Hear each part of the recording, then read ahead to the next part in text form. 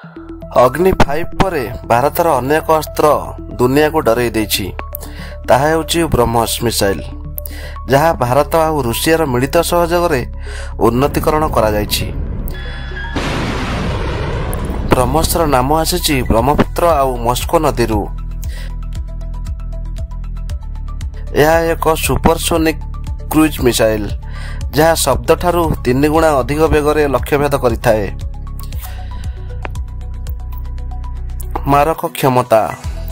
ବ୍ରହ୍ମୋସର ପରିଧି ହେଉଛି 450 କିଲୋମିଟରରୁ 800 କିଲୋମିଟର ପର୍ଯ୍ୟନ୍ତ। ଏହା ବାୟୁ, ଜଳ ଏବଂ ସ୍ଥଳ ତିନୋଟି ଜାଗାରୁ ନିଜର ଲକ୍ଷ୍ୟକୁ ଅତ୍ୟାଧୁନିକ ଭାବେ ହିଟ୍ କରିଥାଏ। ଏହା କାହିଁକି ଫେମସ୍? ଦୁନିଆର ବହୁତ ଦେଶ ସବସୋନିକ କ୍ରୁଜ ମିସାଇଲର ଅଧିକାରୀ, କିନ୍ତୁ ସୁପରସୋନିକ କାଟାଗୋରୀରେ ବ୍ରହ୍ମୋସ ଦୁନିଆର ନମ୍ବର 1।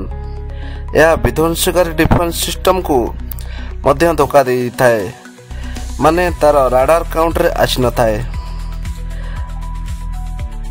ଭାରତର ଗର୍ବ। ଭାରତର ନେଭି, ଆର୍ମି ଆଉ ଏୟାର ଫୋର୍ସ ସବୁଥିରେ ବ୍ରହ୍ମୋସ ଉପଯୋଗ କରୁଛନ୍ତି। ରିସେଣ୍ଟଲି ସୁଖୋଇ 30 ଫାଇଟର ଜେଟରୁ ବ୍ରହ୍ମୋସ ଲଞ୍ଚ ହୋଇଥିଲା, ଯାହା ଭାରତକୁ ଏକ ଅଲଗା ଶ୍ରେଣୀଭୁକ୍ତ କରିଥିଲା। ଯଦି ଭିଡ଼ିଓଟି ଆପଣଙ୍କୁ ଭଲ ଲାଗିଥାଏ ତାହେଲେ ଲାଇକ୍ ଆଣ୍ଡ ସବସ୍କ୍ରାଇବ୍ କରନ୍ତୁ।